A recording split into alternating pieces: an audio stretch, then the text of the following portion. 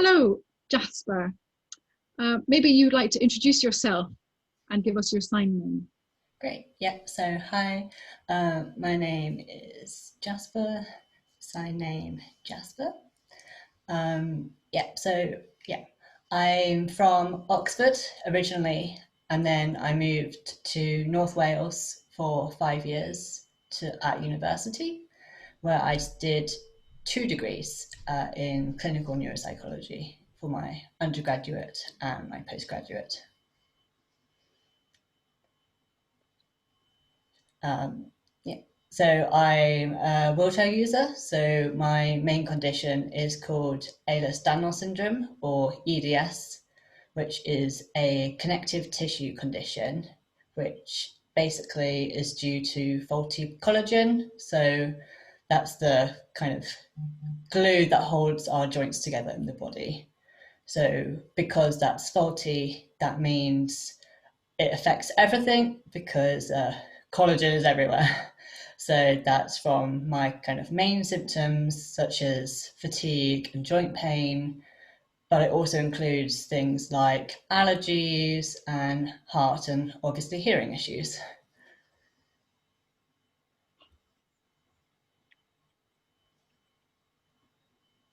Okay. And can you talk a little bit about your deafness? Yep, so I was diagnosed with profound deafness a couple of years ago. Although looking back, we're now thinking that it was quite a long-term problem, just undiagnosed, probably as a sort of mild loss, and then kind of in the last few years, sort of increased to profound deafness. So I'm actually getting my new hearing aids next week, which is very exciting. But I use a mixture of speech and signing.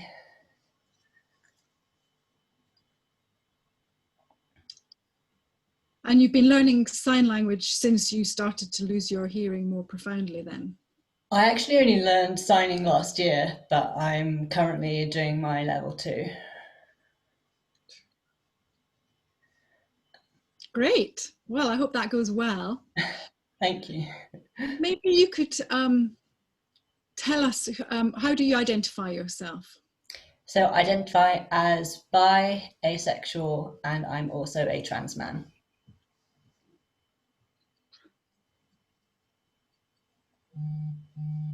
Okay. Maybe you could talk about your access when you were going through your transition, and the support you had as a deaf person going through that process. What kind of things did you experience? Absolutely. So I started to socially transition whilst I was still in sixth form, so about 18, 19. And that was just coming out to a few close friends, some teachers that I trusted. And then I changed my name just before I started university because I kind of wanted to close one chapter and open a new one, fresh start, a fresh place kind of thing.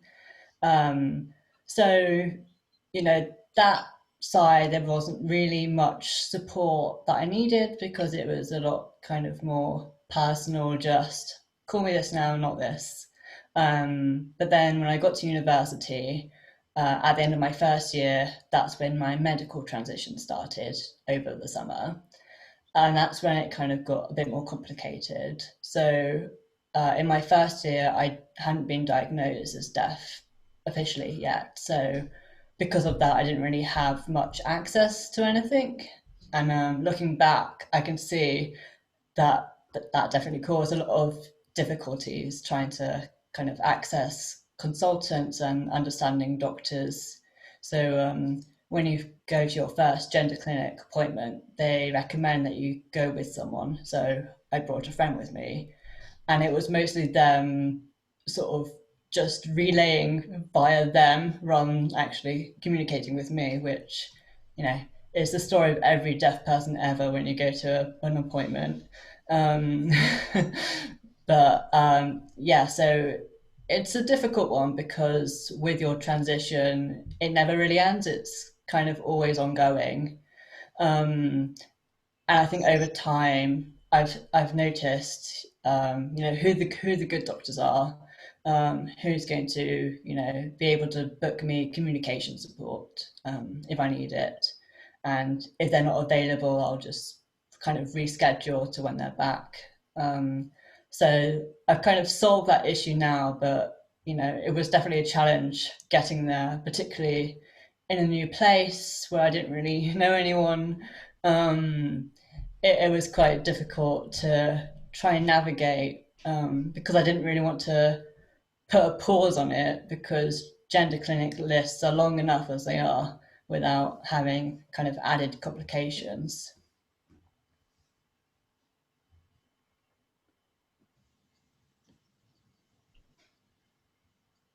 Gosh, that sounds very frustrating and hard.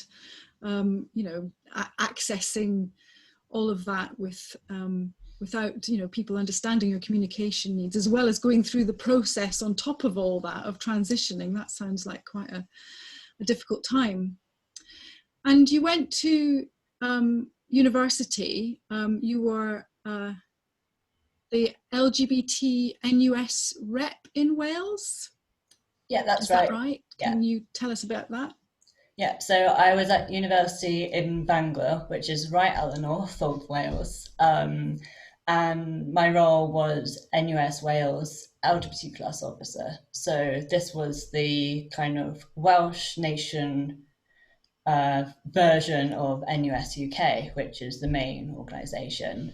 And each nation, so Wales, Scotland, Northern Ireland, all have a kind of officer role that work with the UK as a whole.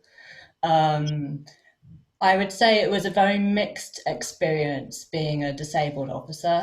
And I think when you're disabled in any job, it's always going to have that kind of added step, slightly harder than for someone who doesn't have a disability of any kind.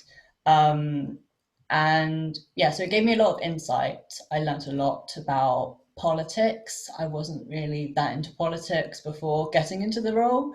And I learned about LGBT plus history, disability history, and that was really good for me and helped kind of make me feel stronger in terms of my disabled identity and feel like I could talk about it openly.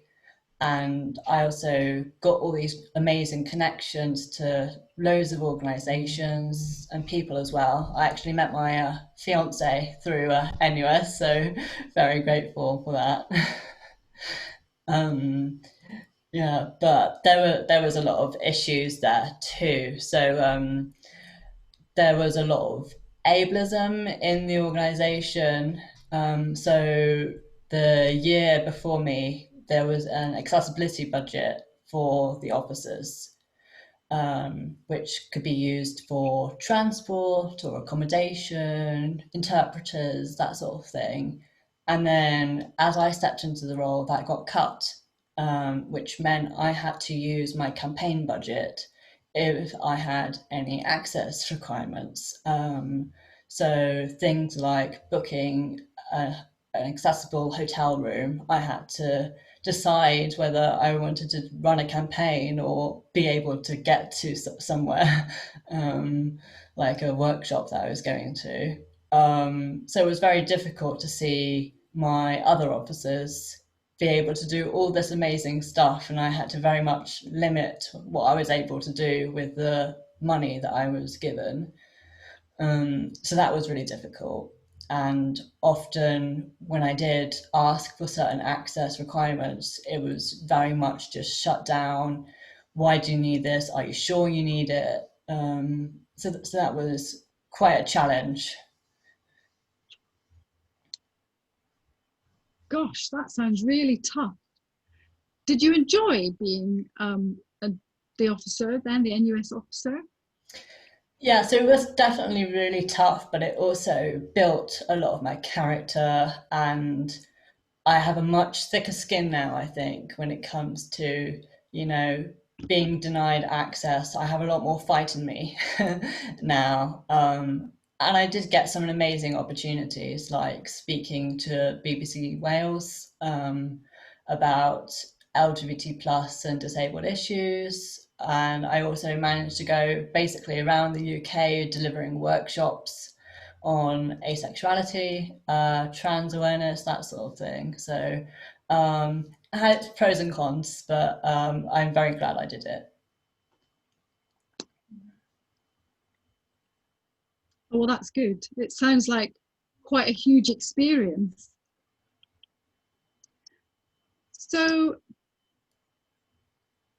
obviously, thinking about one of the things that we wanted to talk about here,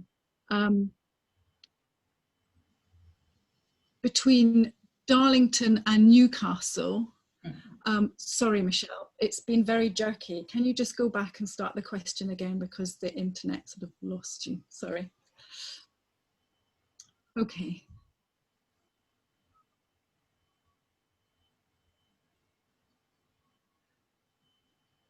So in Darlington, which is in the north of England and between sort of Newcastle and Leeds, there was Darlington Pride that you worked on.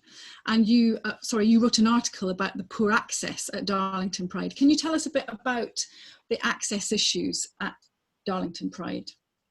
Yeah, so I will start by kind of explaining what happened. So Darlington Pride had an online weekend Pride due to the pandemic, which is basically what a lot of prides have been doing this year to make sure that we still have that sense of community and sense of pride that we all look forward to each year.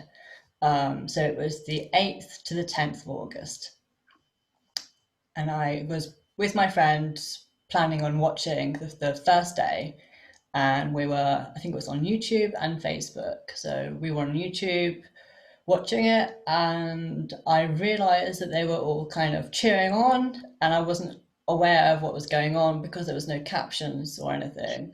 And at first I thought, well, maybe it's just a mistake. It's not just they forgot to put it on this day. I'll message their Facebook page and just check about what's going on. But it wasn't a mistake, basically. They sent me a very long reply saying that they only had a few volunteers who didn't really have any resources. They had never done anything online like this before, and it was providing access to other people who, were able to access Pride from their home. And that in terms of sensory impairments, which is how they phrased it, they had made sure there was some visual and some audio information so that there was some access for everyone. And because they all had their own kind of job and life outside of Pride, they didn't have basically the time or money to implement this, and basically sort of assumed that anyone who would need things like captions would have their own accessibility devices, so things like speech to text apps or streaming through hearing aids, but stated that they were committed to differently abled members, which is how they phrased it.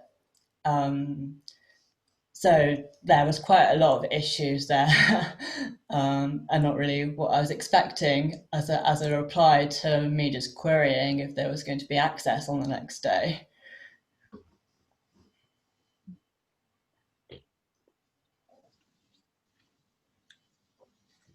Yeah, that seems pretty poor, because if they say something is accessible, you can't just have some access and a little bit of access. It's like having a film and having subtitles just for a little bit of it, and it needs to have access all the way through, really, doesn't it? It needs to be done properly. It kind of doesn't make sense otherwise. So with Darlington Pride and their response to you, which seemed quite lengthy, what did you then do with that? Yeah, absolutely. As you say, it's not a pick and mix of, what access you want to choose to have. You've got to have it all accessible to everyone. Otherwise, you can't kind of say that you're inclusive. It just doesn't work like that. Yeah, so understandably, I was not happy with their response. So I sent an email, which I included Deaf Rainbow UK in. and I was basically just trying to explain the issues that this caused, to get them a more understanding, and hope that maybe next year they might have better access, because that's really the end goal, is to make sure that they're more accessible to the deaf LGBT plus members. So yeah, so I felt that I hadn't really ensured that it was time to make sure that it was accessibility. Um, they were kind of claiming, oh, well, we didn't have, the time to put this access in. And to me, you kind of, that should be built in to when you're planning the event. It's not an afterthought. You have to have access built into when you're planning the Pride. And yeah, that was definitely a big issue, because they were describing their Pride as inclusive, but in doing so, they had excluded this large group of people, the deaf community, and it was very clear, well, we hadn't been consulted. If they kind of had this idea of what was accessible, thinking that just a few picture slides of a parade meant that the deaf community were included, when there were all these videos and songs and everything going on.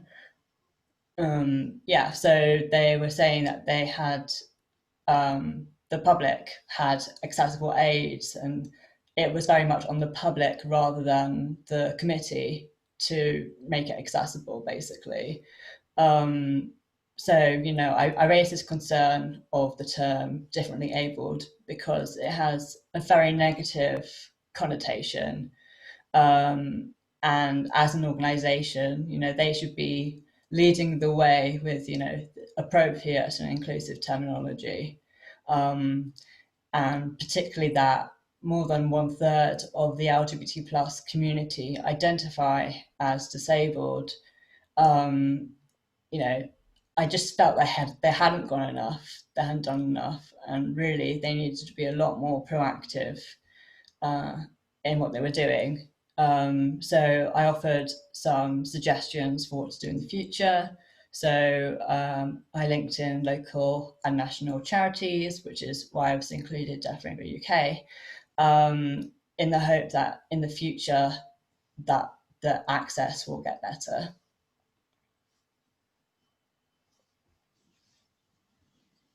Yeah, I hope they will, because it sounds like it sounds like they need more people who are assertive to campaign and get involved and make it a good event, like you say. It sounds like also you have the knowledge of the kind of things that need to be considered. So how to advise an organisation like that. What other advice might you give to other Pride organisations, around the UK, to make sure that people are fully accessible for everybody? Anything that you would advise to anyone? Well, I think the first and most important thing is always to make sure that when you're planning a Pride, you do it well in advance of the planning, not just a sort of last minute thing. And in doing so, making sure that, there is money built in just for accessibility. And if you don't have the money, there are grants out there for this in particular. And, with that money, you can then make sure that you have things like having a BSL interpreter or having closed captions on all videos. So I think that really is the big one.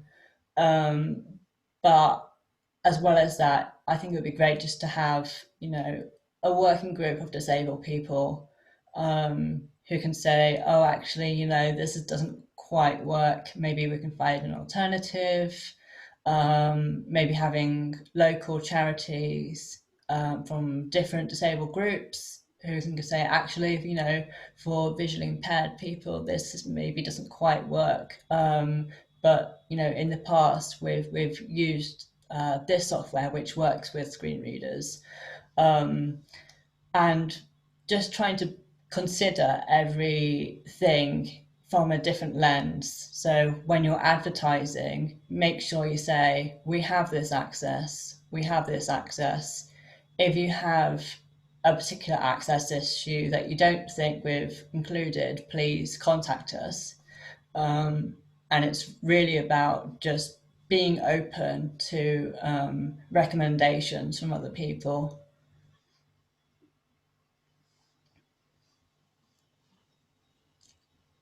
Yeah,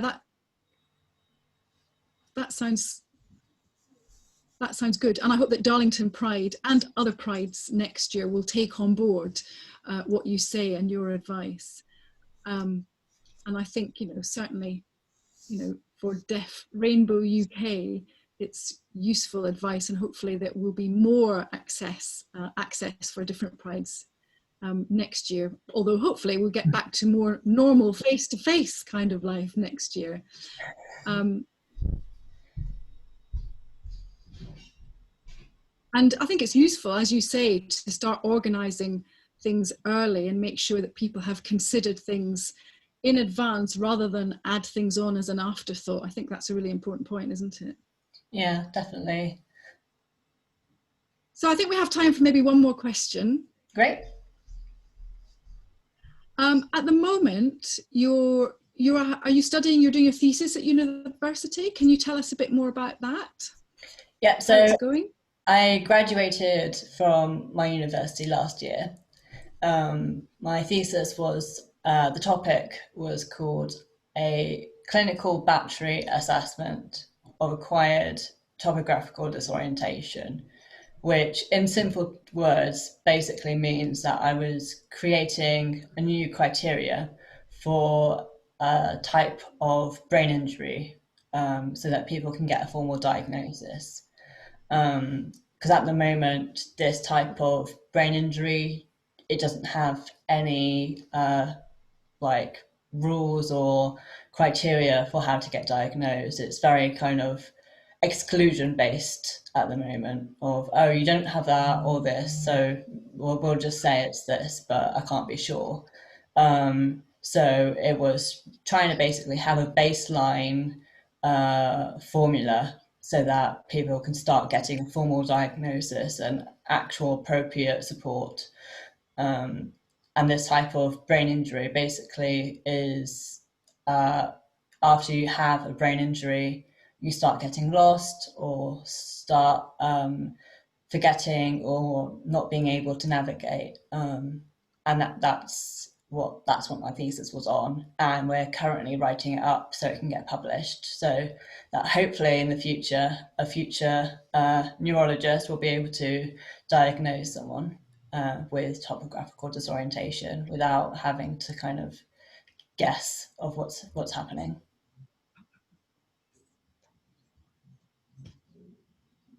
Wow, that sounds really interesting. Good luck for writing it up. Is there anything else you want to say to Deaf Rainbow UK? Any last comments? Thank you. No, not really. I just want to say that I think the charity is doing amazing work already in this area, in terms of trying to make Pride accessible and other organisations accessible, and that if anyone is either newly coming out or new to their deaf diagnosis, this is a really good organisation to get in touch with. Well, thank you for that, Jasper. Thank you very much. And I'm sure our members will be, have been very interested in watching this and hearing about all your experiences that you've had, and good luck with your writing up for the future, and hopefully that will lead to lots of new and exciting adventures for you as well. Thank you very much. Thank you to Joe for interpreting. Thank you, Jasper. Thank you. Jasper, that's just, yeah. Thank you. Find that right? Yes. Great. Thank you very much. Thanks for having a chat with me. Thank you. Bye. Bye.